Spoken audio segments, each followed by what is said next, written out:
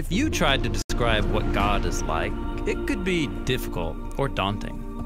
But when the people who wrote the Bible pondered the mystery of God, they consistently describe God's character in this way: compassionate and gracious, slow to anger, overflowing with loyal love and faithfulness. We're going to look at this third phrase, that God is slow to anger. Now, that might surprise some people. Isn't the God of the Bible mostly angry, striking people down for their sins? Well, it turns out that God's anger in the Bible is way more nuanced than that, and way more interesting. In Hebrew, the phrase slow to anger is pronounced erek apayim, or literally long of nose. But what does God's patience have to do with a long nose? Well, first, we need to look at the common biblical Hebrew way to say that someone is angry. Their nose burned hot. Like in the story of Joseph, when Potiphar thinks that Joseph tried to sleep with his wife, his nose burned hot. It's usually translated, his anger burned. It's describing how your body, especially your face, gets hot when you're filled with anger. And so in Hebrew, the main words for anger are either nose or heat or hot nose. This is why a patient person is called long of nose. It takes a long time for their nose to get hot. Like in the biblical proverb, a person's wisdom is their long nose. That is, their slow anger. Now, in the Bible, God gets angry numerous times, but God doesn't have a nose or get hot. These are metaphors, using our experience of hot anger to describe how God feels when he witnesses human evil. Just like you would get angry if you saw a child being bullied on the playground, so God gets angry when humans oppress each other and ruin his world. In the Bible, God's anger is an expression of his justice and his love for the world. But he's slow to anger, which means he gives people lots of time to change. Like in the story of the Exodus, when Pharaoh enslaves the Israelites and has their baby boys thrown into the waters. God sends Moses to confront Pharaoh. And Pharaoh's given 10 chances to let Israel go free, but after the 10th refusal, Pharaoh rides out with his chariots to destroy the Israelites, and so God destroys him in the waters. Pharaoh's own evil is turned back upon him, and we read that this is an act of God's hot anger. Now, that's really intense, but think about it. God wouldn't be good if he didn't get angry at Pharaoh's evil and eventually do something about it.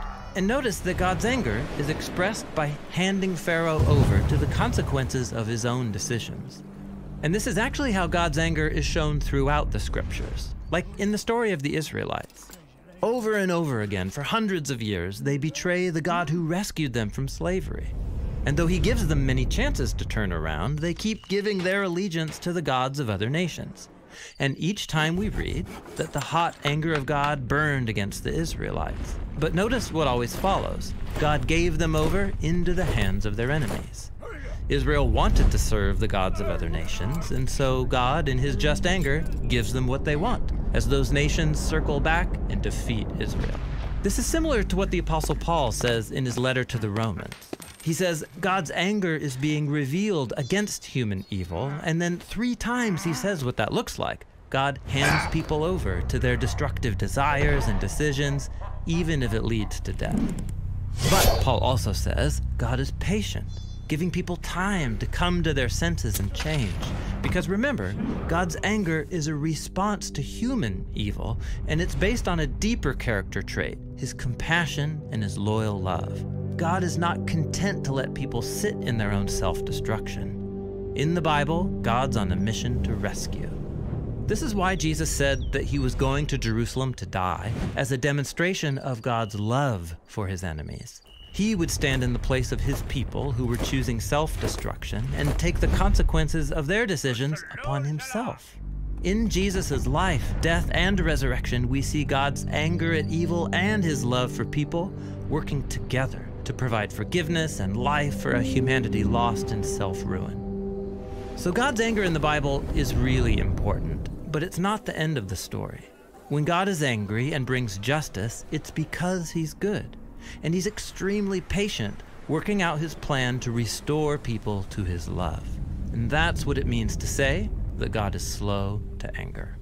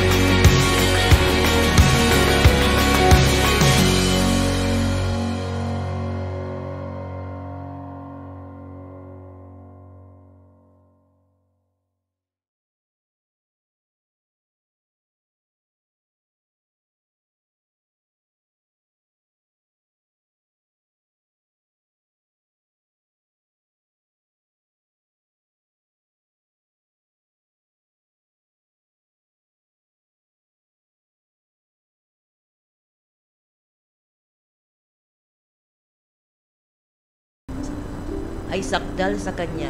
Ikaw ay gumagawa ng mamang sapagkat mula gayon magkaroon ka ng mga pakikipagdigma. Lord God, salamat sa iyong salita, Panginoon.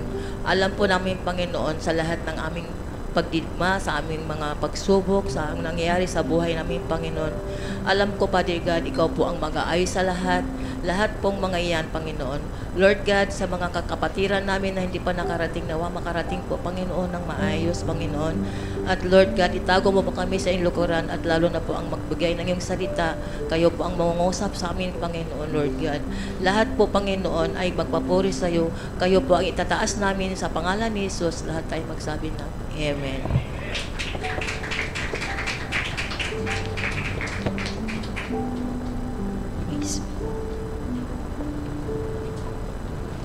Mapagpalang umaga po sa ating lahat.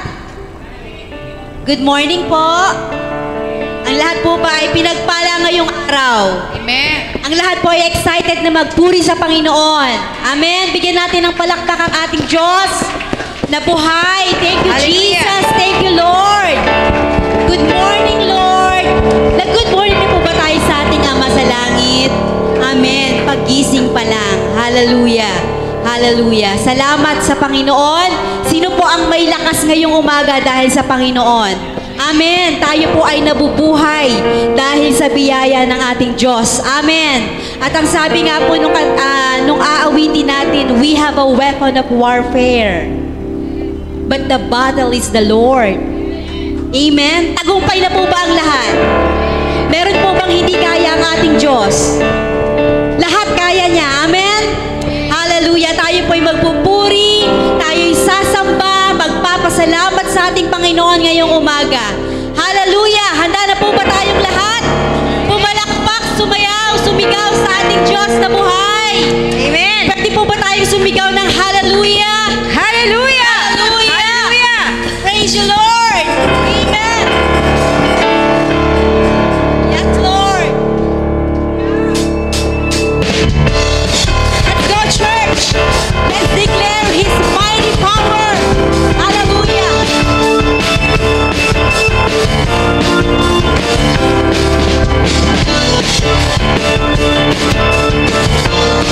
Yes, Lord.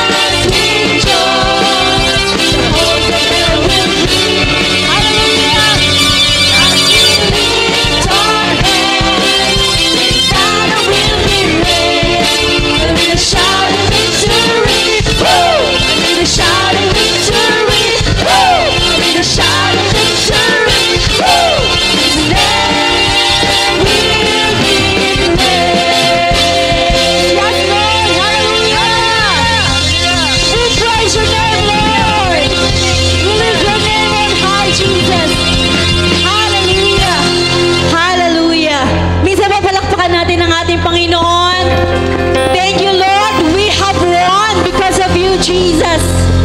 Hallelujah. Ang sarap ng may tagapagligtas. Ang sarap ng may ang tawag dyan, nagtatanggol sa'yo. Amen. Ang sabi, as we clap our hands, ano sabi? We will strike the enemy. Do you believe on that, church? Habang pumapalakpak lang tayo, pwede ba tayo pumalakpak sa Panginoon? Hallelujah! Hallelujah! At habang sumasayaw tayo, yung host of hell naglalayasan. Wala silang karapatan sa atin. Amen. Wala silang karapatan sa buhay ng bawat isa. Amen. Naniniwala po ba kayo dyan? The joy of the Lord is our strength. Amen. The battle is the Lord. Amen. Hallelujah. Hallelujah. Thank you, Jesus. Minsan papapalakpakan natin ang ating Panginoon. Oh Lord, we praise you. We thank you, Father God. Hallelujah. Tunay nga po na kami ay tagumpay dahil sa iyong ginawa, Panginoon. Salamat sa biyaya mo, Panginoon. Salamat sa buhay mo na hindi mo pinagdamot sa aming lahat. Maraming salamat, aming Diyos. Marapat ka laming pasalamatan, marapat ka laming sambahin, marapat ka lamang purihin, Panginoon. Tunay ngang kulang ang mga salita, Lord. Kulang ang awit, Panginoon, to express, Lord, our gratitude. We thank you, Lord God. We worship you and we praise you, Lord. Hallelujah. Hallelujah. Praise you, Jesus. Patuloy nating sambahin at pasalamatan ang ating Panginoon. We thank you, Lord. Kami nananangan sa iyo, Panginoon. Ikaw lamang ang aming sinasamba at naming inaasam, Panginoon. Hallelujah. Manguna ka sa aming mga buhay, O Diyos. Purify us, Lord God. Purify our heart, Lord.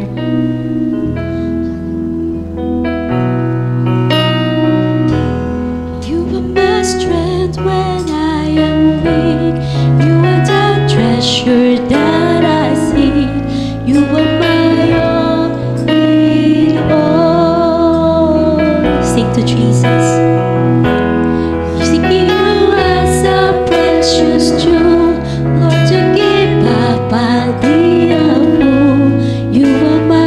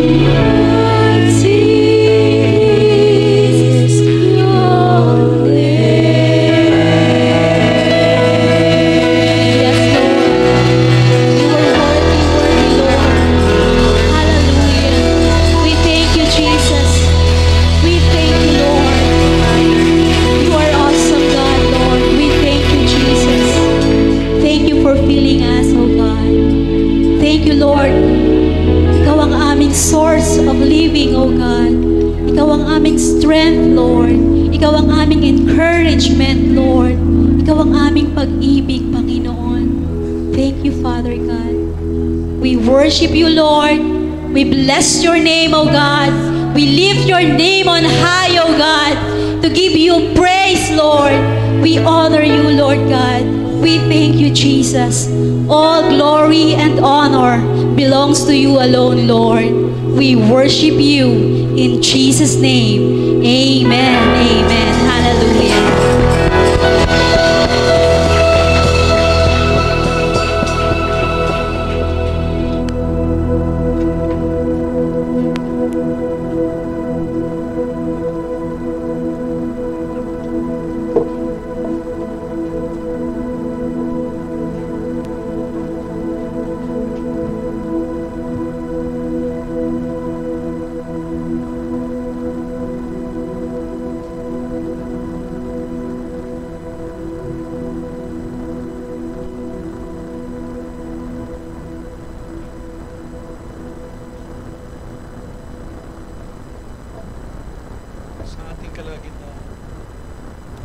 Sa ating kalagitnaan, si Jesus lang ang tinataas natin. Sapagkat walang ibang namatay sa krus na nagbayad ng ating kasalanan. Hindi si Maria, hindi yung mga santo, hindi mga anghel, hindi kung sinong tao, kundi si Jesus lang ang nagbayad ng kasalanan na hindi natin kayang alisin. Yung kasalanang minana natin kay Adam. Kaya karapat dapat lang ang Panginoon na siya'y buwalatiin, siya'y sambahin, siya'y purihin, siya'y maitaas sa ating kalagitnaan. Amen po ba? Purihin ng Diyos. Amen. Makakaupo na po tayong lahat.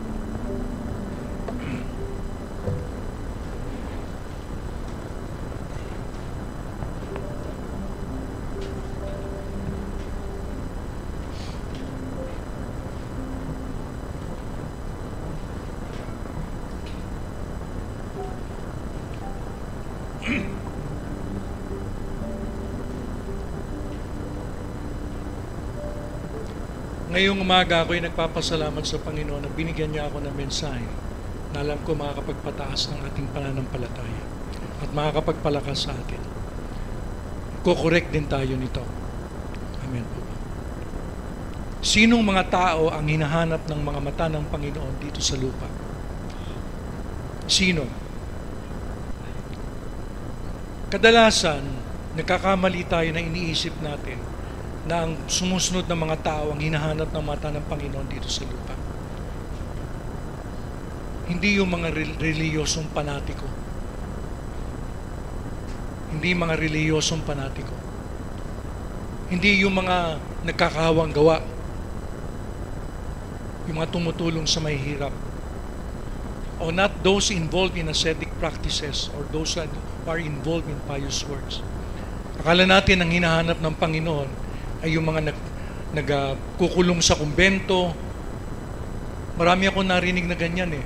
Nagpupunta doon sa Santa Clara sa Cubao, sa may Katipunan ba yun? At naghahandog sila ng mga, nagdadala sila ng mga offering doon sa mga nasa kumbento para ipagdasal sila. Yun ba ang mga taong hinahanap ng Panginoon? Hindi yung mga tao na iniisip nila na they are good enough in the sight of God and man. Akala nila sila'y mabuti na sa mata ng Diyos at ng tao.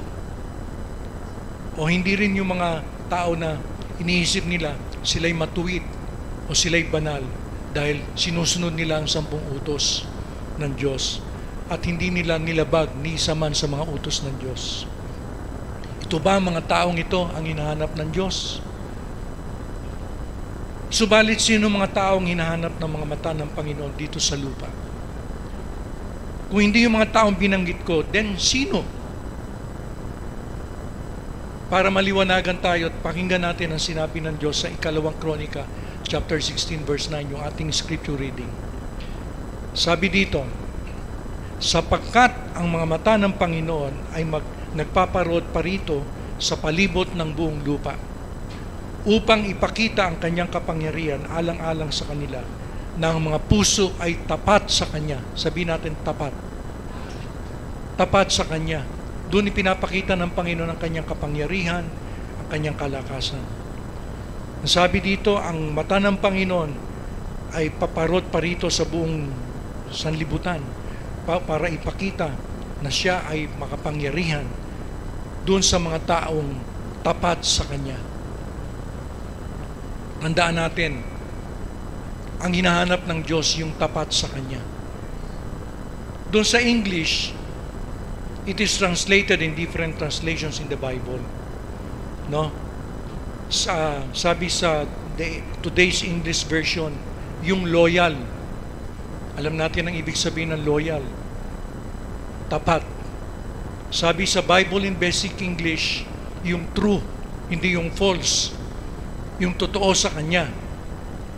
Sabi sa God's Word Translation, yung committed sa Kanya. No? Sabi sa King James Version, yung perfect, yung ganap. Sabi sa Contemporary English Version at Easy to Read Version, yung faithful. Sabi rin sa International Standard Version, whose hearts completely belong to Him. Yung mga puso pag-aari ng Diyos. Hindi hati-hati. Yung buong puso, ang buong puso nila ay pag-aari ng Diyos. Naintindihan natin? Sabi sa Tree of Life Version, whose heart keeps covenant with Him. Yung mga tao na iniingatan yung kanilang tipan sa Diyos. Faithful sa kanilang tipan sa Diyos. Kung anong kasunduan nila sa Diyos, sila ay matapat. Sabi sa Jewish Publication Society Old Testament, whose heart is whole towards Him. Yung buong-buo ang puso nila para sa Diyos. Hindi hati. May mga tao kasi na sabi nila, buong-buong puso ka sa Diyos, pero nahati minsan, nahati sa pera, nahati sa mga bagay dito sa mundo. Pero whose heart is whole towards Him. No? Naintindihan natin. Yun ang ibig sabihin ng loyal. Tapos sabi sa New American Standard Bible, those whose heart is completely His. Ang Diyos na nagmamay-ari ng puso nila. Hindi pagmamay-ari ng iba, hindi pagmamay-ari ng sanlibutan, hindi pagmamay-ari ng mundo, hindi pagmamay-ari ng dyablo. At kahuli-hulihan sa Amplified Version ng Bible, those whose hearts are blameless towards Him. Walang may pupukulan Diyos sa kanila. Ang puso nila ay tunay ng malinis sa Panginoon. Ito ang ibig sabihin ng loyal o tapat. Yung mga binanggit ko na galing sa iba't ibang translation ng Bible sa English, yun ang ibig sabihin ng loyal o tapat. Maliwanag ba? Sabi sa Psalm 33 verse 13, the Lord looks down from heaven and sees the whole human race. Ang Diyos ay nakatingin mula sa langit at nakikita niya ang buong mundo. Kaya wala tayong matatago sa Panginoon Maski mga malihim nating bagay, alam ng Diyos yan. Hindi tayo makakapagtago sa Panginoon sapagkat ang Diyos nakatingin sa lahat ng tao, sa lahat ng kanyang nilalang. Pero sabi sa 2 Chronicles chapter 14,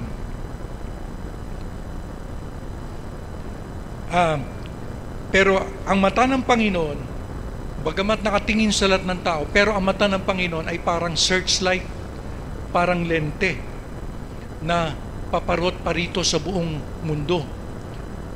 Hinahanap niya yung mga taong loyal sa Kanya. Sabihin natin loyal. Yung mga tapat sa Kanya. Sino itong mga taong ito na loyal sa Panginoon? Ang Biblia ba nagbibigay sa atin ng malinaw na larawan ng isang taong tapat? Sa ikalawang Kronika, chapter 14, merong hari ang Juda na pangalan ay Asa. Sabihin natin Asa. Itong hari na ito, nagsimulang maayos ang kanyang paghahari, pero nung kaduluduluhan ng kanyang buhay, ibig sabihin siya ay nahulog. Dahil hindi siya naging tapat sa Panginoon. Nahulog siya. Kaya ang buhay ni Asa ay larawan ng isang tao who started with loyalty to the Lord, but at the end of his life, he became disloyal to God.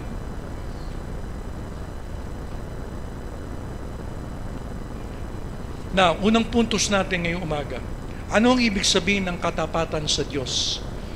Kung pag-aaralan natin sa Biblia, sa buhay ni Asa, dito natin makikita kung tayo ay tapat sa Diyos o hindi. Nawa, maging correction sa atin ang salita ng Diyos ngayong umaga. Kausapin tayo ng Diyos kung tayo nagiging tapat sa Kanya o hindi. Sabi ng ikalawang Kronika, chapter 14, verse 1, namatay si Abiya at ninilibing sa lungsod ni David, at ang anak niyang si Asa ang pumalit sa kanya bilang hari. Sa panahon ng paghahari niya, nagkaroon ng kapayapaan sa Juda sa loob ng 10 taon. Sabi natin kapayapaan. Kaya may kapayapaan ng kaharian ng Juda sa panahon ng paghahari ni Asa. At habang mapayapa, pinalagyan niya ng mga pader ang mga lungsod ng Juda. Walang nakipaglaban sa kanya sa panahon ito dahil binigyan siya ng Panginoon ng kapayapaan. Ibig sabihin, pagkatapos ng 10 taon na paghahari niya, walang gera na nangyari, hindi sila nilusod ng kalaban. Dahil binigyan sila ng Panginoon ng kapayapaan. Kaya alam niyo, malaking bagay yung tapat tayo sa Panginoon. Malaking bagay yung nagiging tapat tayo sa Diyos, hindi hati ang puso natin. Malaking bagay kung tayo ay tapat sa Panginoon. Dahil isang blessing ng Panginoon, kung tayo tapat sa Kanya, ay may kapayapaan. Si Asa ay pangatlong hari ng Juda, sapagkat sa panahong iyon ay nahati ang Israel dahil sa kasalanan ni Haring Solomon at ng anak niyang si Haring Rehoboam. Nahati ang Israel sa 2 kaharian. Ang kaharian ng Israel na binubuo ng 10 tribo o yung tinatawag na Northern Kingdom. At ang kaharian ng Juda o Southern Kingdom na binubuo ng 2 tribo, ang Juda at Benjamin. Tandaan natin na ang Israel ay binubuo ng 12 tribo, pero nahati, nagkaroon ng division. 10 kontra 2. Naging hari si Asa sa Juda sa loob ng 41 taon ng tagal. Sa unang 10 taon ng kanyang paghahari, nagkaroon ng kapayapaan sa Juda, sabihin natin kapayapaan, dahil siya ay lubos na naging tapat kay Yahweh, ang Diyos na Israel. Kung tayo ay lubos na magtitiwala at magiging tapat sa Diyos sa buhay na ito, magkakaroon tayo ng tunay na kapayapaan dahil ang Diyos ay Diyos ng kapayapaan, tulad ng sabi sa Romans 15 verse 33. Sabi sa Romans 15 verse 33, now the God of peace be with you all. Amen. Ang Diyos ay Diyos ng kapayapaan na nagbibigay ng kapayapaan. Bibigay siya ng kapayapaan sa ating mga tahanan, sa ating mga relasyon, sa ating mga pamilya, sa ating mga relasyon, sa ating mga kapatiran. Magiging tapat tayo sa mga kapatiran. Hindi natin sisiraan pag nakatalikod sila kung tapat tayo sa Diyos. Kung tapat tayo sa Diyos, tapat din tayo sa mga kapatiran natin. Magkakaroon tayo ng kapayapaan sa ating mga hanap buhay, sa ating mga negosyo. Magkakaroon tayo ng kapayapaan sa ating isip at sa ating mga sarili. Napakahalaga sa mga leader na mga leader natin ay maging tapat sa Panginoon. Dahil nagdadala sila ng kapayapaan sa kanilang lahat ng nasasakupan. Kaya ipanalangin natin ang mga leader natin na namumuno sa bayan natin ay maging tapat sa Panginoon. Dahil kapag naging tapat sila, ang dala nila ay kapayapaan. Para sa mga ama ng tahanan, kinakausap ko, kung tayo ay tapat sa Panginoon, magiging tapat tayo sa ating mga asawa at magkakaroon ng kapayapaan ng ating pamilya. Hindi magkakagulong ating pamilya ang ating mga anak. Sa mga church leaders, they will bring peace in the church kung tayo tapat sa Panginoon. Kaya mahalaga ang katapatan sa Panginoon. Ang bunga nito ay kapayapaan.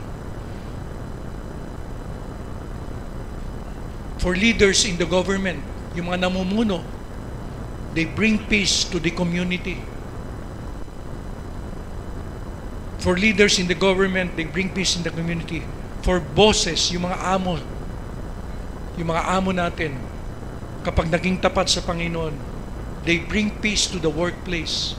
Sa mga hanap buhay natin, magiging mapayapa.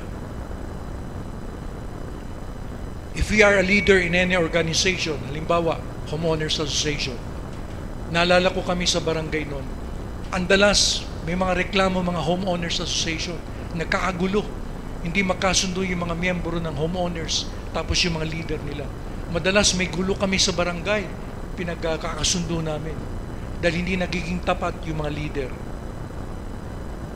Naintindihan nyo ba?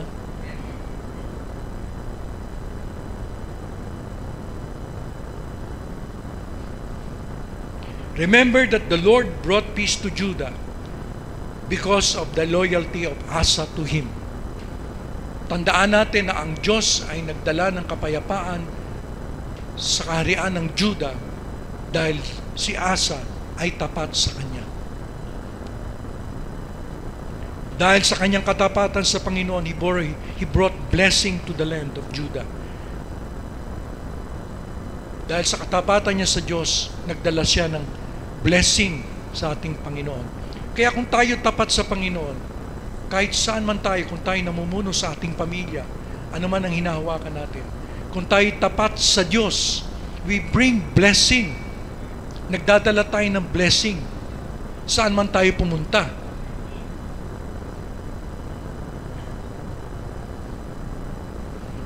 Because kapag tayo'y tapat sa Panginoon, pinapakita ng Diyos na siya'y malakas at makapangyarihan in behalf of people who are loyal to Him.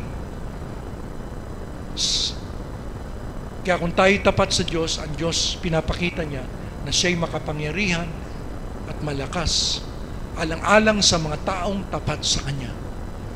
Sabihin natin, tapat sa Diyos.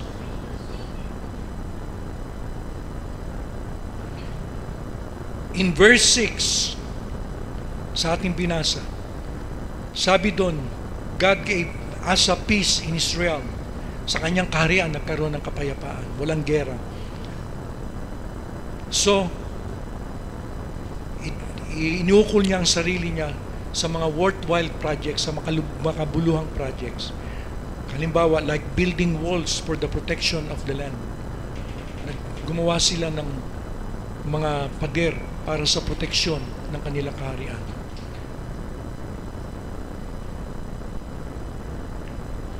Even when a million army attacked Judah, nung inatake sila ng mga Ethiopians na 1,000,000, ang dami. Samantalang sila Asa, kung babasahin natin sa Biblia, 580,000 lang sila. Mahigit kalahati ang lamang ng Ethiopians. Yung mga Ethiopians, taga-Africa.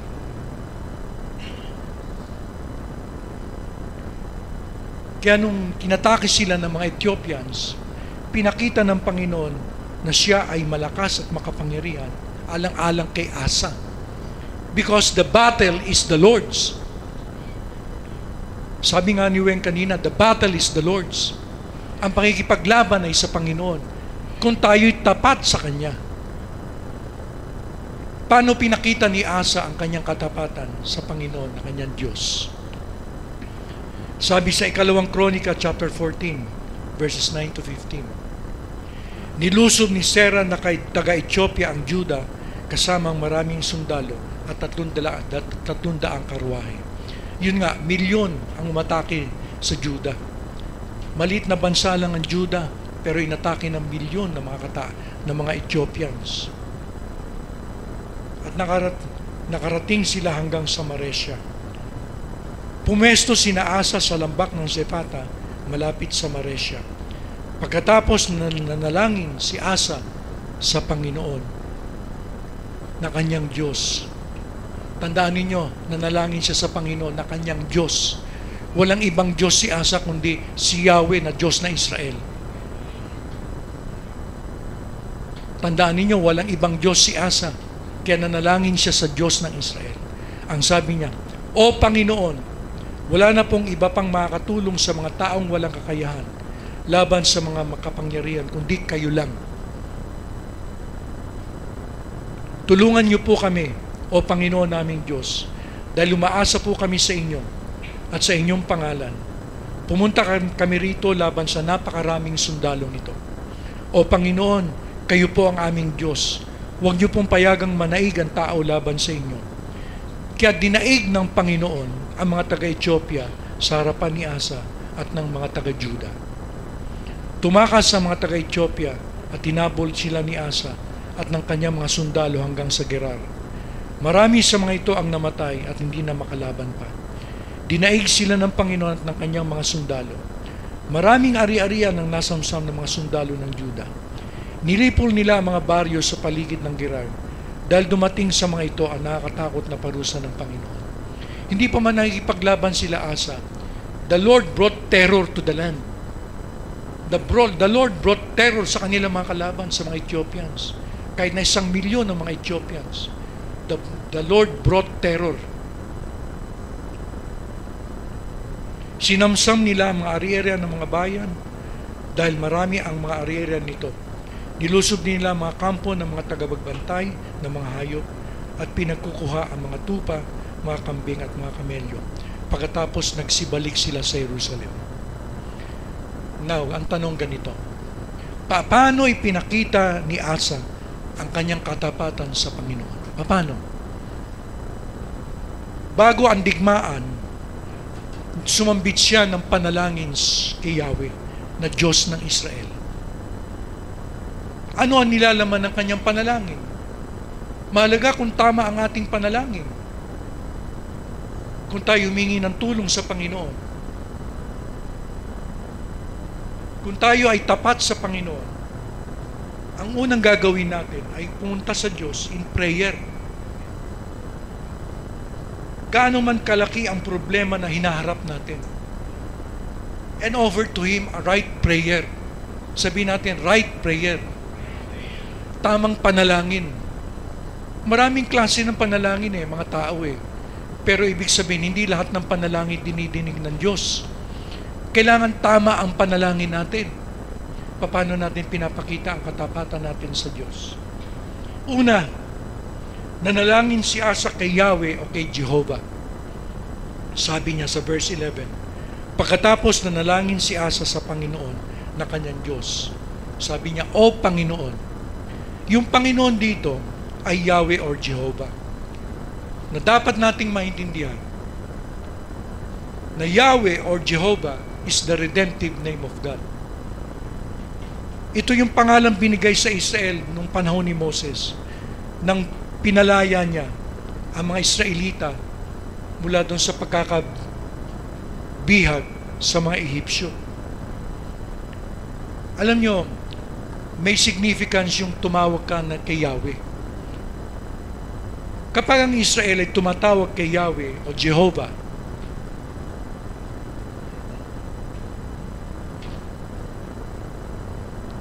kapag ang Israel ay tumatawag kay Yahweh o Jehovah, pinapaalala nila sa Diyos na ang Diyos ay may tipan o covenant sa kanila.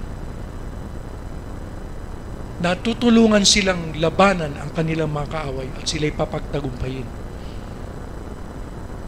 Pinapaalala nila sa Diyos, pag sinabi nilang Yahweh o Jehovah, pinapaalala nila sa Panginoon, Lord, may tipan ka sa amin, hindi ka nagbabago, noon, ngayon at magpakailanman.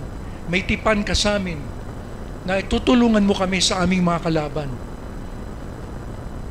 at papagtagumpayin mo kami. Katulad din natin, kung dadali natin sa bagong tipan, tumatawag tayo kay Kristo upang tayo tulungan. Alam niyo kung bakit? Sapagkat si Kristo at si Yahweh ay iisa. Alam niyo ibig sabihin ng Yahweh? Yahweh means, I am. Ako nga ang katugunan sa problema mo. O ibig sabihin, the self-existent one. And it also means, I will be what I will be. Ako nga ay magiging ganun kung anong pangangailangan mo. Kapag tumawag tayo sa pangalan ni Kristo, si Kristo at si Yahweh ay iisa. Sinabi ni Jesus 7 times in the New Testament na siya ang dakilang I am, ako nga. Kung gusto nating maligtas, sabi ni Kristo, Ako yung inyong tagapagligtas sa kahit anong sitwasyon. All we need to do is to trust Him to save us. Magtiwala lang tayo sa Kanya na iligtas niya tayo. If we want peace, kung gusto natin ng kapayapaan, Jesus said, I am your peace. Ako ang inyong kapayapaan. I am your Jehovah Shalom. Ikalawa na ginawa ni Asa. May natututunan kayo ngayong umaga. So mahalaga sa panalangin natin na tama ang panalangin natin. Kung tayo'y tapat sa Diyos. Pangalawang ginawa ni Asa. Kinilala ni Asa na wala silang kakayahan. Hindi siya naging mayabang. Wala silang kakayahan. At walang sino mang makakatulong sa kanila. Kundi si Yahweh lamang. Sabi niya sa verse 11, wala na pong ibang makakatulong sa mga taong walang kakayahan laban sa mga makapangyarihan, kundi kayo lang. Kinikilala ni Asa na wala silang kapangyarihan. Kapos sila sa kapangyarihan. Kundi ang Diyos lang ang makapangyarihan at makakatulong sa kanila. Tulungan niyo po kami. Humingi siya ng tulong kay Yahweh. Sinabi niya, tulungan niyo po kami. Alam niyo, ang taong tapat sa Diyos ay kinikilala, pangalawa, na wala siyang lubos na kakayahan para iligtas ang sarili niya. Para iligtas ang sarili niya sa impyerno, sa dagat-dagatang apoy. Tatawag siya kay Kristo. Tatawag siya sa Diyos. Wala siyang kakayahan para iligtas ang sarili niya, anuman ang kanyang problemang susuungin. Tumatawag ba tayo sa Panginoong Hesus?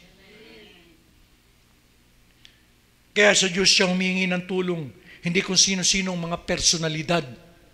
Hindi kay Birheng Maria, o sa mga santo o santa, hindi sa mga politiko, hindi sa mga may kapangyarihan dito sa lupa, hindi sa mga mayayaman, hindi siya nakatingin sa mga kamag-anak sa abroad, kundi kay Kristo lang siya tumitingin.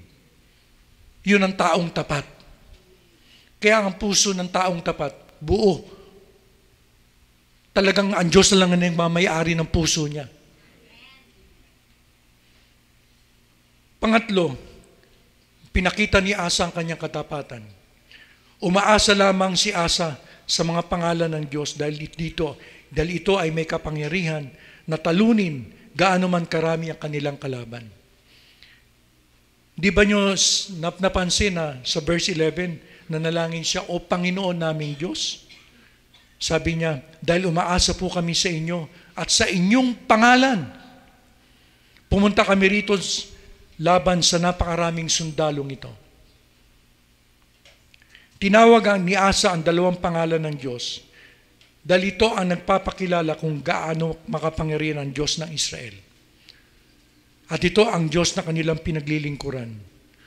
At Diyos nila wala nang iba. Tandaan natin, Diyos nila at wala nang iba. Walang ibang Diyos kundi ang Diyos ng ating sinasamba. Ang Diyos na Ama natin at ang ating Panginoong Hesus bilang panganay na kapatid natin. Sabi ni Asa, O Panginoon naming Diyos. Ang Panginoon ay Yahweh o Jehovah at ang Diyos na binanggit niya ay Elohim sa Hebreo. Ang ibig sabihin ng Elohim, Diyos na lumalang ng langit at ng lupa at lahat ng nilalang dito sa mundo. Ibig sabihin, gaano man karami ang mga sundalong kalaban nila, ito'y mga nilalang lang ng Diyos at may kapangyarihan siya sa mga ito. Mga nilalang lang ng Diyos, wala itong kapangyarihan, kundi ang Diyos lang ang makapangyarihan.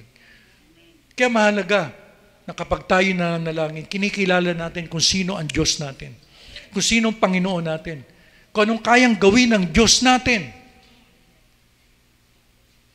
Kung tayo tapat sa Panginoon, kinikilala natin kung sino ang Diyos natin. Siya ang ating Elohim. Siya ang ating Jehovah, Yahweh. Siya ang ating El Elyon, pinakamataas na Diyos. Siya ang ating El Olam, ang walang hanggang Diyos. Amen ba? Kinikilala natin ang mga pangalan ng Panginoon. Mahalaga yun. Siya ang ating Jehovah Rapha, ang ating manggagamot. Siya ang ating Jehovah Shalom, ang ating kapayapaan. Siya ang ating Jehovah Tsidkenu, siya ang ating katwiran. Siya ang ating Jehovah Makadesh, siya ang ating kabanalan. Siya ang ating Jehovah Nisi, siya ang ating bandila o tagumpay. Amen po ba?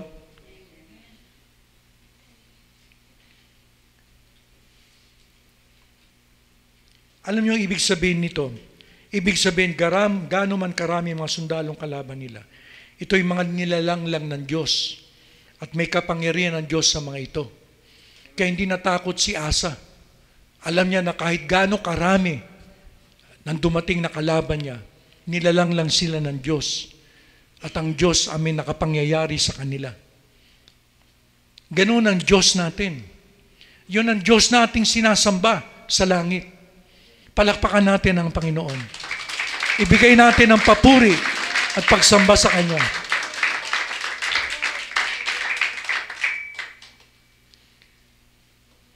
Isa pang ginawa ni Asa. Nanalig si Asa na hindi hahayaan ng Diyos na magtagumpay ang kanyang mga kalaban dahil ang kinakalaban nila ay ang Diyos ng Israel. Kinilala ni Asa na sila ay may tipan o covenant sa Diyos. Ang Diyos at ang Israel ay iisa. Kung paano ang Kristiyano at si Kristo ay iisa. Kapag kinalaban mo ang Israel, ang Diyos ang kalaban mo. Kaya't hindi hayaan ng Diyos na magtagumpay ang kanilang mga kalaban. Kaya yung mga nangyayari sa Middle East ngayon, na daming kumakalaban sa Israel, dinadagdagan lang nila ang galit ng Diyos sa kanila. Kapag ang Israel ay kinalaban mo, tandaan mo, taanihin mo ang galit ng Diyos. Sapagat ang Diyos at ang Israel ay iisa. Israel is God's covenant people at hindi nawawala yung tipan niya sa Israel. Bagamat nandito na tayo, nakipagtipan ng Diyos sa atin, sa church. Pero sa Israel, eternal ang covenant ng Diyos sa kanila. Kapag kinanti mo ang Israel, ang Diyos ang kinakanti mo. Sabi nga, pag kinanti mo ang Israel, parang kinakanti mo yung mata ng Panginoon. Ganon din tayo. Tayo ay may covenant o tipan sa Diyos dahil kay Kristo na binayaran niya sa kanyang dugo. Amen? Hindi ba tayo natutuwa? Meron tayong covenant o tipan sa Diyos. Dahil binayaran ni Kristo ang covenant natin sa pamamagitan ng kanyang dugo na nabubo sa krus. Kapag kinalaban kanino man, maski ang ng demonyo, hindi papayag ang Diyos na matalo ka. Dahil ikaw at si Kristo ay iisa na. Kapag nagtiwala ka sa Kanya. Ang tagumpay ng isang Kristiyano ay nagbibigay ng kaluwalhatian na karangalan sa Diyos. Kaya nga we are more than conquerors through Christ who loved us. Sabi ng Biblia, higit pa tayo sa mananagumpay dahil kay Kristo na nagmahal sa atin. Ano man ang kinakaharap nating problema, sitwasyon, dapat tayo magpuri sa Diyos dahil tayo mananagumpay. Dahil kay Kristo, hindi dahil sa atin. Tayo, mga talunan tayo pero si Kristo ang nanalo para sa atin. Kaya tayo nagtagumpay dahil kay Kristo.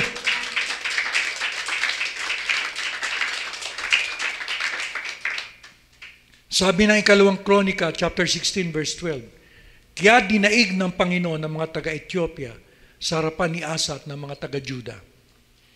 Kaya kung tayo ay tapat sa Diyos, siya ang nakikipaglaban para sa atin. The battle is the Lord's. Ano man ang ating haharapin na problema sa buhay na ito, gaano man kalaki. Halimbawa, problema sa pamilya, problema sa mga anak, problema sa ating relasyon, problema sa ating mga biyenan, problema sa ating mga hipag, mga bayaw, yung mga kamag-anak, problema sa trabaho, problema sa kaperahan, sa ating sarili, sa ating kalusugan, sa anumang sitwasyon sa buhay, walang imposible sa ating Diyos. Si Asa ay naharap sa malaking problema, pero ang Diyos ang nakipaglaban para sa kanya. Ngayon, ganito. Sa panahon ng pananagumpay ni Asa, Hindi nakalimot ang Diyos na siya ay palalahanan. Minsan kasi nakakalimot ang tao lalo na tagumpay. Kaya nagpapadala ang Panginoon ng mga lingkod niya para tayo palalahanan. Nagpadala ang Diyos sa atin ng kanyang mga lingkod tulad ng mga pastor at mga manggagawa upang tayo palalahanan na laging, bakit tayo pinapaalalahanan? Na anuman ang sitwasyon natin, lagi tayong tapat sa Diyos. Sa ikalawang Kronika chapter 15 verse 1 to 2, pinuspos ng Espiritu ng Diyos si Azariah na anak ni Obed. Nakipagkita siya kay Asa at sinabi, pakinggan niyo po ako, Haring Asa, at lahat kayong taga-Juda at taga-Benjamin. Mananatili ang Panginoon sa inyo habang nananatili kayo sa Kanya. Kung tutulong kayo sa Kanya, tutulungan niya kayo. Pero kung tatalikuran niyo siya, tatalikuran din niya kayo. Kaya't naging matapat si Asa sa Diyos na pinaglingkuran niya sa loob ng 35 taon ng kanyang paghahari. Marami siyang pagbabago sa Juda na ginawa, kaya malaking bagay na ang namumuno sa isang bayan ay may takot sa Diyos. Mababasa natin ang mga ginawa niya sa ikalawang Kronika chapter 15 verses 8 to 18. Matapos niyang marinig ang mensahe ng Panginoon dinala ni Propeta Azariah. Ipinakita dito ni Asa na mahalaga sa sino mang namumuno na makapakinig ng salita ng Diyos. Nagkakaroon siya ng banal na takot sa Diyos. Alam niyo ba bakit maraming kabataan ngayon, mga miyembro ng pamilya, na walang galang, walang takot sa Diyos? Hindi nakakarinig ng salita ng Panginoon. Dahil kung nakakarinig ng salita ng Panginoon, magkakaroon ng banal na takot sa Diyos.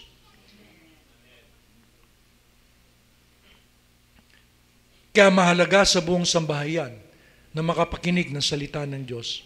Hindi lamang ang mga magulang. Unang-una na ang mga magulang. Dapat tayo ay nakikinig ng salita ng Diyos, yung pangaral ng salita ng Panginoon.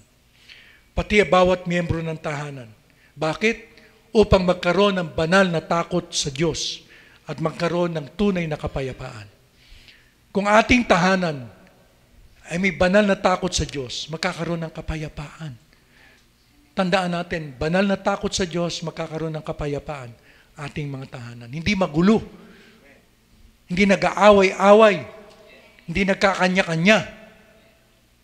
Mapayapa ang tahanan kung may bawat isa mula sa magulang, sa mga anak, may takot sa Diyos dahil nakakapakinig ng salita ng Diyos. Si Asa ay naging magandang halimbawa rin sa kanyang tahanan at kaharian. Sa paanong paraan? Sabi sa ikalawang Kronika chapter 15 verses 17 to 19, naging matapat pa rin si Asa sa Panginoon sa buong buhay niya. Verse 18, tinan ninyo, dinala niya sa templo ng Panginoon ang mga pilak, ginto at iba pang mga bagay na inihandog niya at ng kanyang ama sa Panginoon. Alam mo, kapag tayo ay tapat sa Panginoon, hindi natin iwi-withhold yung ating mga kayamanan. Hindi natin babali-baliwalain ang templo ng Diyos, ang tahanan ng Diyos. Dadalhin natin yung nauukol sa Panginoon. Ginawa ni Asa yon. Bilang pagsunod niya sa ehemplo ng kanyang ama na si Abijah. Yung ama niyang si Abijah, nagdala ng mga ginto at pilak sa templo ng Panginoon. Nakita ni Asa yon. Kung ano nakikita sa atin, sinusunod ng ating mga anak. Mahalaga na we lead by example. Kung ano nakikita sa magulang ay tinutularan ng mga anak. Kung ang mga magulang ay walang oras sa salita ng Diyos, ang mga anak natin wala ring oras sa salita ng Diyos. Kung mga anak natin kung tayo ay mga magulang ay walang takot sa Panginoon, wala rin takot sa Panginoon ng mga anak natin.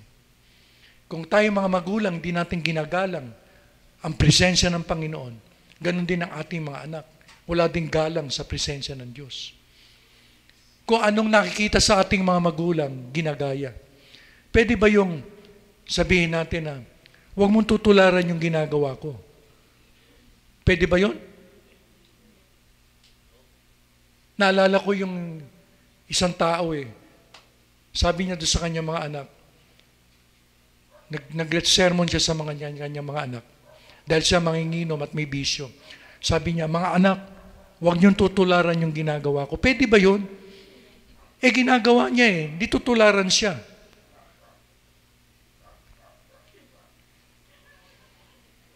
Pangalawang puntos natin.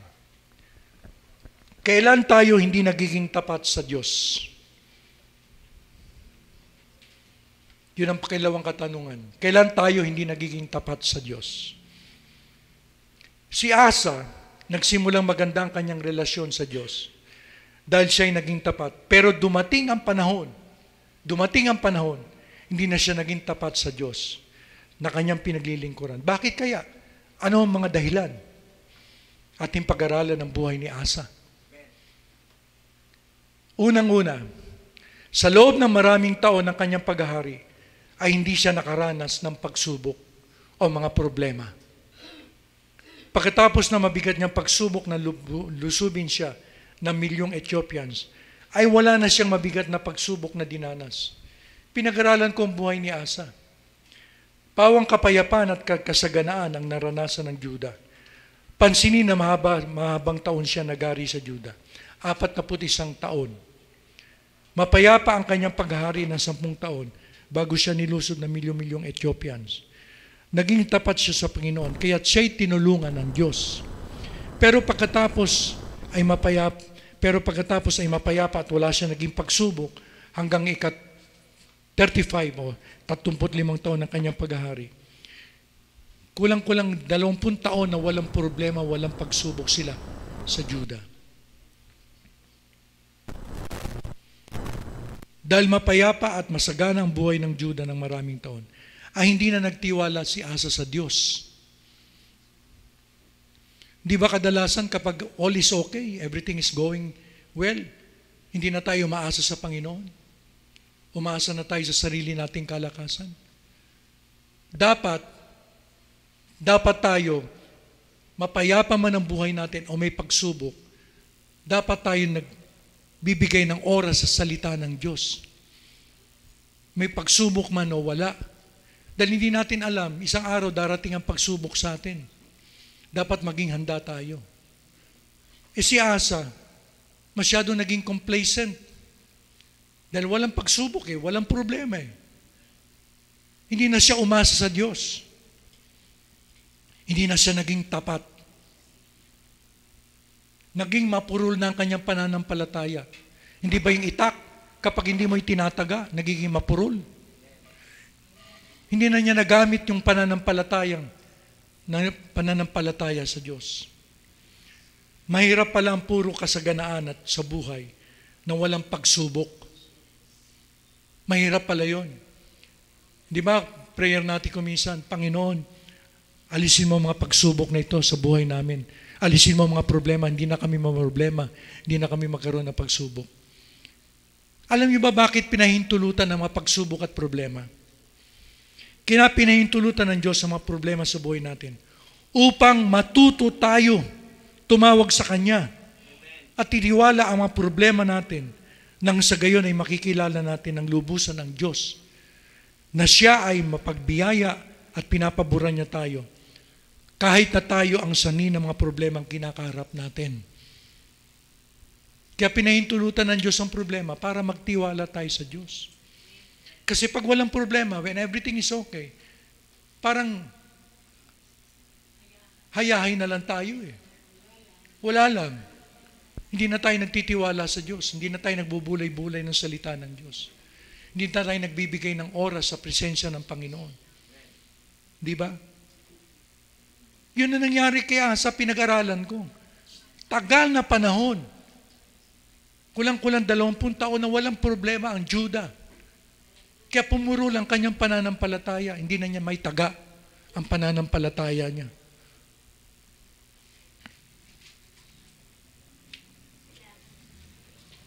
Ang sabi sa Psalm 34 verse 8, this poor man cried, and the Lord heard him and saved him out of all his troubles. Sabihin, out of all his troubles. Hindi ba kayo natutuwa? Out of all his troubles. Kahit nakagawa natin ang mga troubles natin sa buhay, iniligtas pa rin tayo ng Diyos kung tayo lang ay magpapakumbaba at aaminin sa Kanyang harapan ang naging pagkukulang natin. Hindi ba? Ang Diyos ay mapagbiyaya. Ang Diyos ay mapagpabor. Purihin ang Panginoon. At isa naging pagkukulang ni Asa kaya hindi siya naging matapat sa Diyos. Hindi na nagtiwala si Asa sa Diyos, kundi sa tao. Sa tao na siya nagtiwala. Sabi sa ikalawang Kronika chapter 16 verses 1 to 6. Nang ika-36 na taon ng paghahari ni Asa, nilusob ni Haring Baasya ng Israel ang Juda. Nilusob siya ng kalaban niyang tribo. At pinabakuran niya ang Rama para walang makalabas o makapasok sa teritoryo ni Haring Asa ng Juda. Pinablockade ni Haring Baasya ang Juda para walang makalabas. Anong ginawa ni Asa? Itong ginawa niya. Ipinakuha ni Asa ang mga pilak at ginto sa mga bodega ng templo ng Panginoon. Noong una, inihandog niya sa Diyos. Pero pagkatapos, kinuha niya uli. Binawi. Pinakuha ni Asa ang mga pilak at ginto sa mga bodega ng templo ng Panginoon at ng kanyang palasyo. At binigay niya ito kanino? Kay Haring Ben-Hadad ng Aram, doon sa Damascus kung saan siya nakatira. Binigay niya itong suhol kay Haring Ben-Hadad para tulungan siya sa kanyang problema. Ito ang mensahe ni Asa kay Ben-Hadad. Gumawa tayo ng kasunduan na magkakampihan tayo, gaya ng ginawa ng ating mga magulang. Alam mo si Asa, hindi lang niya kinopya yung magandang halimbawa ng kanyang ama. Pati yung pangit na halimbawa ng kanyang ama, kinopya niya. Kaya nga, kung ano nakikita ng ating anak, kinokopya sa atin.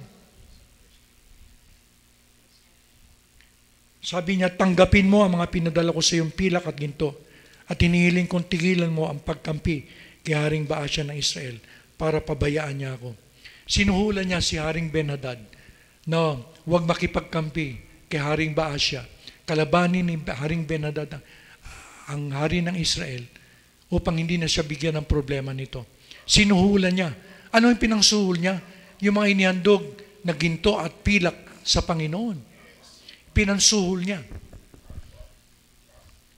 Pumayag si Ben-Hadad sa kahilingan ni Haring Asa at inutusan niya mga commander ng kanyang mga sundalo na lusubin ang mga bayan ng Israel. Nasakop nila ang Ijon, Dan, Abel-Maim, at ang lahat ng lungsod ng Naphtali na ginagamit ng bodega. Na marinig ito ni Baasa, ipinahinto niya ang pagpapatayo ng pader sa Rama. Pinahinto niya ang blockade. Yung mga pader na pinalagay niya, pinahinto niya. Pagkatapos nag-utos si Haring Asa sa lahat ng lalaki ng Juda na kunin nila ang mga bato at mga troso na ginagamit ni Baasya sa paggawa ng pader sa ng Rama. At ginawa ito ni Haring Asa sa paggawa ng pader ng Geba at ng Mispa. Dahil sa mahabang panahon na walang pagsubok na naranasan, si Asa ay hindi na siya nagtiwala at naging tapat kay Yahweh. Sa tao na siya nakatuon. Sabihin natin, sa tao. Di ba? Umasa na siya kay Ben-Hadad, hari ng Syria. Kaya't ang Diyos ay nagpadala ng sugo para siya ay ituwid. Kaya kapag mali ang ginagawa natin, ang Diyos nagpapaalala sa pamagitan ng mga lingkod niya. Nagpadala ang Diyos para siya ituwid. Sabi sa ikalawang Kronika chapter 16 verse 7 to 9, nang panahong yon, pumunta ang propetang si Hanani kay Haring Asa ng Juda at sinabi sa kanya, dahil nagtiwala ka sa hari ng Aram at hindi sa Panginoon na iyong Diyos, hindi niyo malilipol ang mga sundalo ng hari ng Aram. Naalala mo ba kung ano nangyari sa mga taga-Ethiopia, taga-Libya? Na ang mga sundalo, mga karway at mga ngabayo ay napakarami. Nang panahong yun, nagtiwala ka sa Panginoon at kayo pinagtanggupan niya sa kanila. Alam niyo dapat, sa panahon ng kapayapaan, sa panahon ng okay ang buhay natin, dapat pagbulay-bulayan natin yung mga panahon na gumawa ang Diyos ng himala sa atin. Dapat pagbulay-bulayan natin yung kabutihan ng Panginoon, kung paano niya tayo iniligtas, kung paano niya tayong tinulungan, nung tayo magtiwala sa Kanya. Alam mo, yun ang diferensya ni Haring David eh. Si Haring David, kaya may problema kay wala, lagi siya nagpupuri sa Panginoon. Kaya pag dumating ang problema, lagi siyang tumatawag sa Diyos siya umaasa. Bagamat si David ay nagkulang, alam natin ang kasalanan ni David, di ba? Pero lagi siya nagtitiwala sa Diyos niya. Kapag may problema siya, tumatawag siya palagi sa Panginoon. Hindi katulad ni Asa, nung nagkaroon na ng problema dahil matagal na walang problema eh. Pumurol ng kanyang pananampalataya. Nagtiwala na siya sa tao. Si Haring David, lagi nagtitiwala sa Diyos. Laging tumatawag sa Panginoon. Kaya tinawag siya na a man after God's own heart. Si David, dahil lagi siyang umaasa sa Panginoon, ano man ang sitwasyon. Dapat nating tularan si David sa ating mga buhay. Kaya mapayapa man ang buhay natin, everything is going along well, dapat pa rin na nagbubulay-bulay tayo sa salita ng Diyos. Dapat pa rin dumadalo tayo, nakikinig tayo ng sermon ng Panginoon, yung pangaral ng mga pastor. Pinatitibay yung pananampalataya natin para kung dumating man ang problema sa buhay natin, tayo katulad ni David, na tayo laging tumatawag sa Panginoon. Hindi tayo sa mga tao umaasa. Dahil ayaw ng Diyos na tayo umaasa sa tao na walang hininga. Pag maputol ang hininga niya, wala na.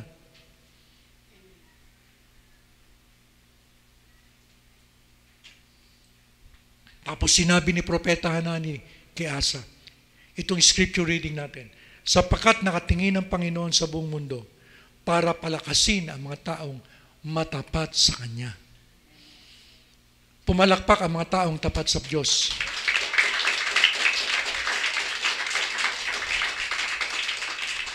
Ang taong tapat sa Diyos, hindi umaasa sa tao. Sa Diyos umaasa kahit na anong mangyari.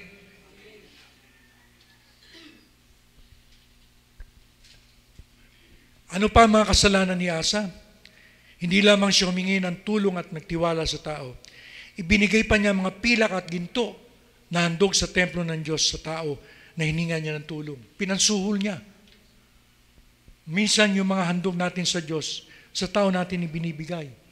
Sa pag-aakala natin na makakatulong sa atin. Ibinibigay natin ang pera natin sa mga networking, imbis na sa Diyos na makatutugon sa anumang pangangailangan natin. Minsan naman ay may mga Kristiyano na halip na sa Diyos umasa, ay nagbabakasakali sa mga sugal, tulad ng loto at iba pang sugal. O may mga tao naman na sa halip na unahin ng Diyos, ay unahin ang sarili nilang mga kapritsyo, mapagbigyan lang ang kanilang mga sarili. Ginagamit ang mga handog sa Diyos sa mga mamahaling restaurant, mamahaling damit at alahas, sa pagpapaganda sa sarili tulad ng mga makeover at plastic surgery, sa mga mamahaling mga gamit upang ipagmalaki sa kanilang mga kamag-anak o mga kaibigan, tulad ng cellphone. Ginagamit natin ang mga handog natin sa Diyos sa mga taong akala natin ay makapagbibigay ng seguridad sa ating buhay. Tandaan natin na walang sino man na makapagbibigay ng security sa buhay nito, kundi ang Diyos lamang.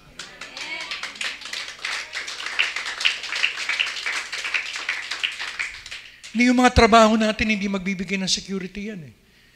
Minsan manghihina tayo, magkakasakit tayo. Minsan, mawala yung trabaho natin. Di ba? Huwag natin ilagak ang ating security sa mga trabaho natin.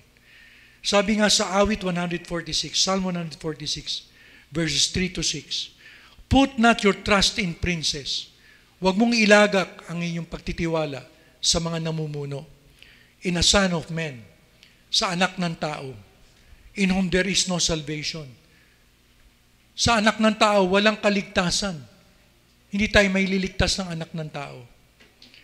When his breath departs, he returns to the earth. Kapag umalis na ang hininga niya, nagbabalik na siya sa alabok.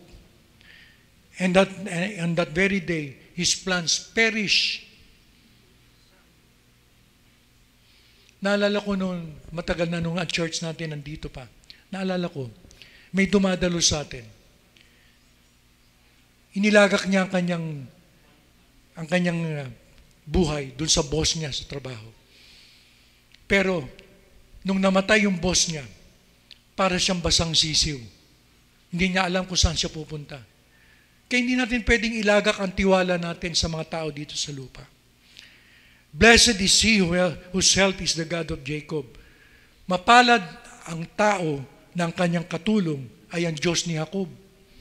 Sino si Jacob? Bakit ginamit ang Jacob dito? Si Jacob ay hindi perfect. Alam niyo ba ibig sabihin ng Jacob? Mandaraya. Pero si Jacob, palibasa nagtiwala sa Diyos kahit na mandaraya siya. Ibig sabihin, tinulungan siya ng Panginoon. Amen?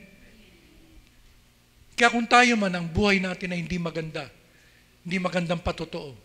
Pero kung tayo ay magtiwala sa Diyos na buhay, tutulungan tayo ng Panginoon. Whose hope is in the Lord is God. Ang kanyang pag-asa ay nasa Panginoon na kanyang Diyos. Si Jacob, bagamat mandaraya, pero inilagak niya ang kanyang tiwala at pag-asa sa Panginoong Diyos ng Israel. Who made heaven and earth, the sea and all that is in them. Na lumalang ng langit at ng lupa, na mga karagatan at lahat ng naroroon, sabi nga sa Biblia. Pwede nating ilagak ang ating sarili sa Panginoon. Wala tayong pwedeng paglagakan ng kahit na anuman dito sa mundo.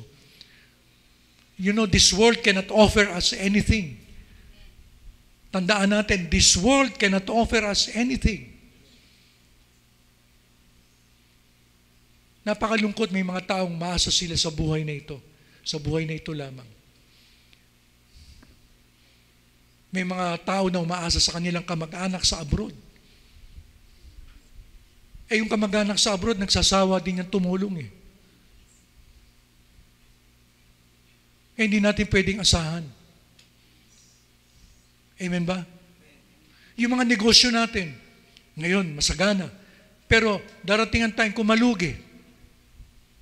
Pwede pa ba nating asahan?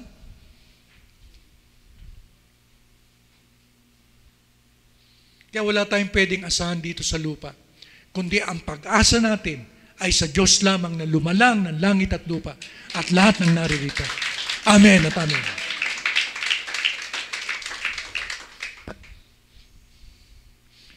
Hindi nakinig si Asa, isang kasalanan din ni Asa. Hindi nakinig si Asa sa lingkod na ipinadala ng Diyos upang siya ituwid, bagkos inusig pa niya. Kadalasan tayo nagagalit tayo sa mga pastore. Kapag nagpipreach ang pastore, ako yata pinatatamaan ni pastor. Alam nyo, hindi kami tatayo dito para magpatama lang sa mga tao.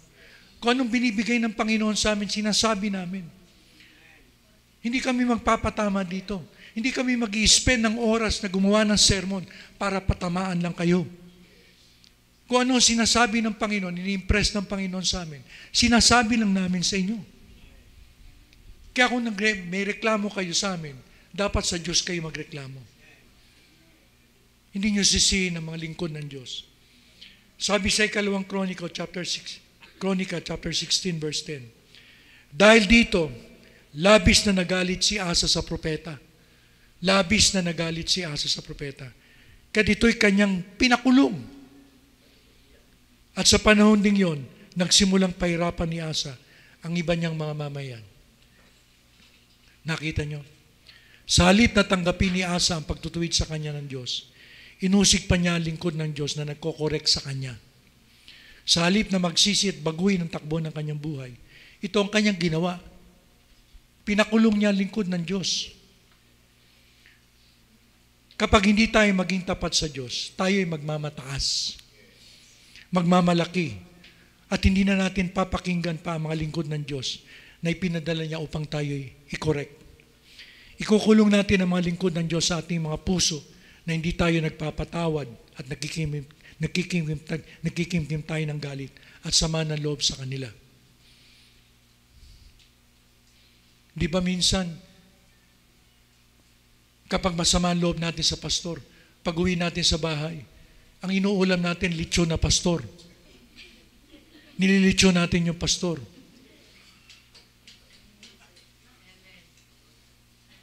Amen.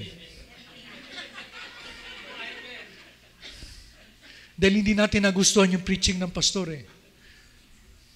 Nililitsyo natin yung pastor. Kawawa naman yung mga pastor.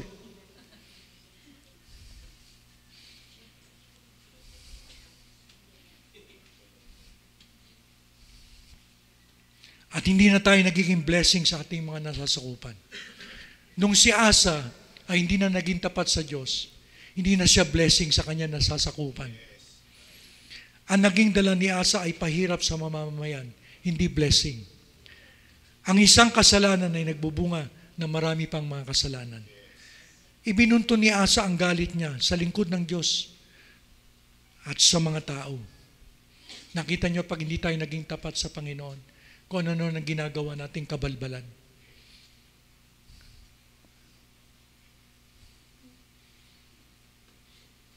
Lastly, ano pang kasalanan ni Asa? Tumigas na ang kanyang puso sa Diyos, kaya't kahit binigyan siya ng Diyos ng pagkakataon maging matapat muli. Binigyan siya ng Diyos ng pagkakataon maging matapat muli. Pero tumigas na ang kanyang puso. Sa paanong paraan? Sabi sa ikalawang Kronika chapter 16 verses 12 to 14. Nang ika-39 na taon ng paghahari ni Asa, nagtiis siya ng karamdaman sa paa. Nagkasakit siya sa paa. Na-impeksyon yung kanyang paa. Kaya't maluba na ang kanyang karamdaman. Hindi siya humingi ng tulong sa Panginoon, kundi sa mga manggagamot. Alam nyo, I research. Nung araw, ang Israel ay may mga manggagamot, pero hindi sila sa Panginoon. Kumbaga mga espiritista. Mas itinuon pa ni Asa ang kanyang pag-asa at tiwala doon sa mga espiritista na manggagamot kaysa sa Panginoon siya tumawag para siya ipagalingin. Kaya ito maging warning sa atin. Kung tayo nagkakasakit, pumupunta ba tayo sa mga arbularyo? Pumupunta ba tayo sa mga nagtatawas? Pumupunta ba tayo sa mga espiritista? Dapat sa Diyos tayo pumunta dahil siya ang ating manggagamot.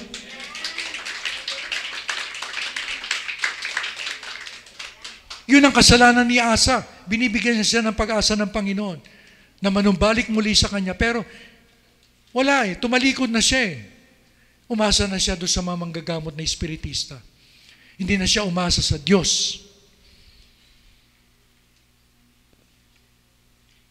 At nang ika-41 na taon ng paghahari niya, namatay siya. Sabi dito. Sa verse 14, inilibing siya sa libingan na pinagawa niya para sa kanyang sarili sa lungsod ni David. Inilagay siya sa kabaong na may iba't ibang mga pabango at nagpaningas na malaking apoy ang mga tao sa pagpaparangal sa kanya. Alam niyo, kahit na anong pagpaparangal ng mga tao sa atin, kung mamatay man tayo, parangalan tayo ng mga tao. Pero kung sa Diyos, hindi tayo paparangalan ng Diyos, baliwala ang buhay natin. May mga tao na iniisip nila, naalala ko yung kaibigan kong gumagawa ng gitara. Sabi ko sa kanya, bakit lagi ka naglilibre sa mga tao? Naglilibre siya ng alak. Sabi niya sa akin, alam mo ganito, para gusto ko pag namatay ako, marami makipaglibing sa akin. Sabi niya sa akin. Yung bang iniisip ng mga tao na maparangalan sila ng tao, pero hindi nila inisip na sila'y pararangalan ng Diyos. Mas gusto pa natin parangalan tayo ng tao kaysa parangalan tayo ng Diyos. Si Asa, bangamat pinarangalan ng mga tao, pero sa mata ng Panginoon, dahil siya hindi naging matapat, siya hindi pinarangalan ng Diyos. Hindi siya naging okay sa Diyos. Pero sa mga tao, okay siya. Anong kwenta nun? Anong kwenta nun na pararangalan tayo ng tao pero sa Diyos hindi tayo okay? Dapat, ibig sabihin, bukod sa pinaparangalan tayo ng tao, dapat parangalan din tayo ng Diyos dahil tayo nagtiwala sa Kanya. Naintindihan niyo ba? Huwag yung hahanapin natin yung pagpaparangal ng tao. Masigit ang pagpaparangal ng Diyos sa atin kung tayo magtitiwala sa Kanya. Sa Kanyang kapangyarihan, sa Kanyang kalakasan, tayo aasa sa Diyos na buhay. Amen. Huwag natin tularan si Asa. Nagsimula maganda, pero in the end, at the end of his life, bumagsak siya. No, wag natin tularan si Asa. Kung tayo sa Panginoon na tayo. In conclusion, tapos na po ako. Si Asa ay nabuhay sa lumang tipan, na kung saan na kung ang isang tao ay tumalikod na sa Diyos, ay hindi na makakabalik. Hindi na makakabalik. Pero tayo ngayon ay iba na. Ngayon ay nasa bagong tipan o New Testament na tayo, na kung saan napakasagana ng habag at biyaya ng Diyos. Kung tayo man ay hindi naging tapat sa Diyos sa buhay na ito, nakalaan lagi ang pagpapatawad ng Diyos kung ipapahayag natin o aminin natin sa Diyos ang ating kasalanan. Kung aaminin natin na tayo hindi naging tapat sa Diyos, patatawarin tayo ng Diyos ano man ang pagkakasala natin. Sabi sa unang Juan 1:9, gustong-gusto ng mga Kristyano verse na ito, ngunit kung ipinagtatapat natin sa Diyos ang ating mga kasalanan, maasahan nating patatawarin niya ang ating mga kasalanan at lilinisin tayo sa lahat ng uri ng kasamaan dahil matuwid siya. Kapag ipinagtapat natin ang ating kasalanan sa Diyos, inamin natin, tiyak patatawarin tayo ng Diyos. Dahil kung hindi niya tayo patatawarin, hindi siya matuwid. Dahil matuwid ang Diyos, patatawarin niya tayo. Kung aaminin natin, ipagtatapat natin ang ating kasalanan. Kung ipagtatapat natin na hindi tayo naging tapat sa Diyos, aminin natin, patatawarin tayo ng Diyos. Kung tayo umasa sa mga tao, hindi tayo umasa sa Diyos. Kung tayo umasa sa pera, kung tayo umasa sa mga trabaho, hanap buhay natin, patatawarin tayo ng Diyos kung ipagtatapat natin, kung aaminin natin ang ating pagkakasala sa Kanya. Dahil kay Kristo, hindi dahil sa atin. Dahil binayaran na ni Kristo ang lahat ng kasalanan sa krus. Kaya tayo patatawarin ng Diyos dahil sa ginawa ng Kanyang anak na binayaran ng ating kasalanan. At saka, alam niyo ba, ang muling verse na nais kong sabihin sa inyo, ang isang Kristiyano ba ay pwede pa mag-backslide? Katulad ni Asa? Pwede pa bang mag-backslide ang isang Kristiyano na totoo? Alam niyo, nais kong sabihin sa lahat ng ito, ang pananampalataya sa Diyos ay nagmumula sa Diyos mismo. Hindi nagmumula sa atin. Wala tayong pananampalataya sa Diyos. Nakatanggap-tanggap sa Panginoon. Kung hindi tayo bigyan ng pananampalataya ng Diyos, hindi tayo makakapananampalataya sa Panginoon.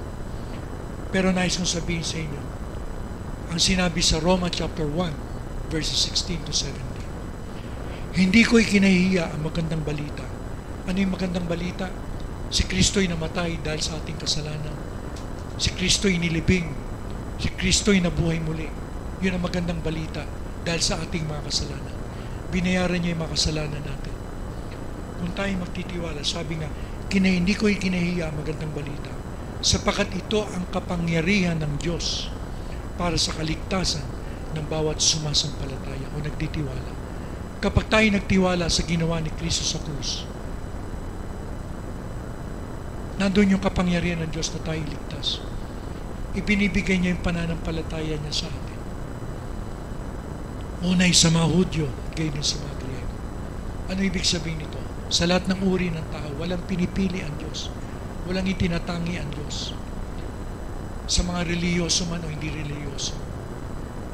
Kapag tayo'y nagtiwala kay Kristo, na siya'y namatay sa krus dahil sa ating kasalanan, nilibing siya dahil namatay nga at nabuhay siya muli, tayo'y patatawarin ng Diyos, ililigtas tayo ng Panginoon. Bakit? Sapagkat ipinapakita ng magandang balita kung paanong ginagawang matuwid ng Diyos ang isang tao. Akala natin gagawin tayo matuwid dahil gumawa tayo na mabuti, naging banal tayo, naging mabait tayo sa ating kapwa. Hindi tayo patatawarin ng Diyos ng ganun. Patatawarin tayo ng Diyos kapag tayo nagtiwala kay Kristo. Hindi sa ating mga mabubuting gawa, hindi sa ating mga kabaitan, hindi sa ating mga sariling kabanalan, hindi sa ating sariling katwiran na patatawarin tayo ng Diyos. Ito ay sa pamamagitan ng pananampalataya. sa pamamagitan ng pagtitiwala. At ang mabuting balita, mga kapatid, nais kong sabihin sa inyo, kapag tayo ay nagtiwala kay Kristo, ibinibigay ng Diyos ang pananampalataya sa atin. Binibigay ng Diyos ang pananampalataya niya sa atin. Buhat sa simula hanggang sa wakas. Ibig sabihin, kapatid, mananampalataya tayo hanggang sa dulo ng buhay natin. Hanggang sa kunin tayo ng Panginoon. Hindi tayo magbabackslide. Mananampalataya tayo sa Diyos. Hindi ba kayo natutuwa doon? Yung pananampalataya binibigay ng Panginoon, hindi ka na magbabackslide. Hindi ka na tatalikod, hindi ka na magiging mamumuhay ng hindi tapat sa Panginoon. Tulad ng sinasabi sa kasulatan, ang itinuring na matuwid ng Diyos sa pamamagitan ng pananampalataya ay mabubuhay. Kaya sa buhay na ito, lagi tayong nananampalataya sa Diyos. Hindi na mawawala ang pananampalataya natin dahil kay Kristo. Hindi na tayo magbabackslide. Hindi na tayo babalik sa dati nating buhay. Hindi na tayo babalik sa ating mga kasalanan dahil nasa atin ang pananampalataya ng Diyos na sinimulan niya nung tayo magtiwala kay Kristo. Purihin ang Diyos. Amen. Purihin ang Panginoon.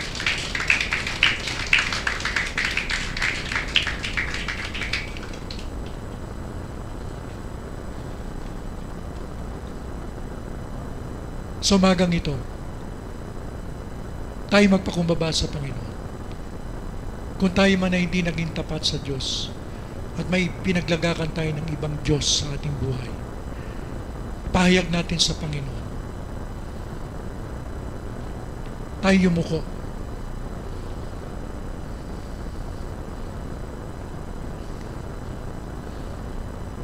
Ama naming Diyos, na nakababasa ng puso ng lahat ng tao, na nakatingin sa lahat ng iyong mga nilalang. Alam mo po ang likaw ng aming buhay. Alam mo po, Panginoon, na aming mga pinagdadaanan. At alam mo rin po, Panginoon, may mga panahon na hindi kami nagiging tapat. Kung kani-kanino kami napapatuwa ng paningin, kani-kanino kami umaasa, kani-kanino kami nagtitiwala. Amang Diyos, sa oras na ito, inaamin namin ang pagkakasala sa inyo. Inaamin namin. Dahil tapat kayong Diyos na nagsabi, kapag hindi namin inaamin namin kasalanan, ginagawa namin kayong sinungaling. Amang Diyos, sa oras na ito, tinatanggap namin ang biyaya mong kapatawaran sa aming buhay. At higit sa lahat, isinusuko namin ang buhay namin sa paghahari ng inyong anak na si Jesucristo. Tinitiwala namin aming sarili. Lord, salamat po na pinagkaloob mo sa amin ang pananampalataya na magpapatuloy hanggang sa wakas ng buhay namin, na hindi kami tatalikod, hindi kami magiging tapat sa inyo dahil kay Kristo na inyong anak. Salamat po, Ama. Lord, salamat sa biyaya mo ito't kagandaang loob. Panginoon, paboran mo po ang lahat na naririto. Kumilos ka po, Panginoon. Aking dalangin, Panginoon, na kausapin mo po ang lahat na naririto. Lalo na nang hindi pa nagsusuko ng buhay sa inyong anak. Maging malinaw ang magandang balita sa kanila na hindi nila maililigtas ang kanilang sarili sa anumang kapahamakan, maliban na sila'y magtiwala sa inyong anak na si Jesus. Salamat po, Ama. Igawad mo po sa oras na ito ang biyaya mo at ang kagandahang loob mo sa aming mga buhay.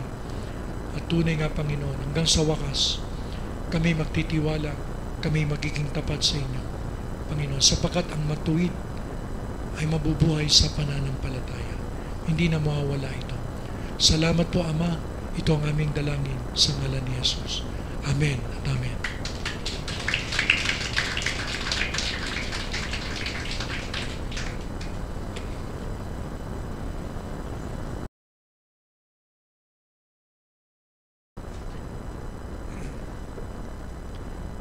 Ama naming Diyos, pinupuri namin ang kadakilaan na kayo'y napakarunong sa lahat.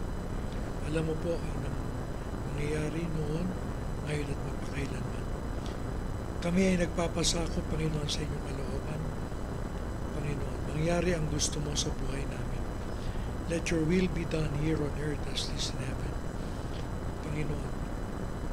Lord, give us the spiritual knowledge and all the wisdom of your will upang kami sumagana sa mabuting gawa at mamuhay ng kalugod-lugod sa inyong harapan. Hayaan mo po, Panginoon, na magpasakop kami, manampalataya kami sa nais mo sa aming buhay. Hindi ka namin didiktahan kung anong gusto namin. Mangyari ang gusto mo sa aming buhay. Dahil kayo nakakaalam kung anong maganda sa amin.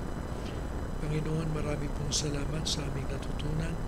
Salamat po sa nagturo sa amin. Panginoon, kinasiyan mo siya ng banal mong Espiritu. At salamat po, Amang Diyos, na tumimo ito sa aming mga puso. Binibigay namin ang kaluwalhatian sa inyo, sapagkat kayo ang Diyos noon, ngayon at magpakailanman. Diyos na aming sinasamba, sa iyo lamang ang lahat ng kabanalan, kaluwalhatian, kapurihan, kapangyarihan. Dahil kayo ay iisang Diyos na sinasamba namin, sa pangalan ng anak mo si Jesus, at sa kapangyarihan ng banal mong Espiritu.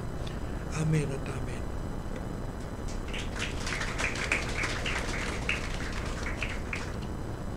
Pagpapala sa lahat bago tayo uwi. The Lord bless you and keep you. The Lord make His face shine upon you and be gracious to you. And the Lord lift up His countenance on you and give you peace. In the mighty name of our Lord Jesus Christ, our Savior and our Redeemer. In Jesus' name, amen and amen.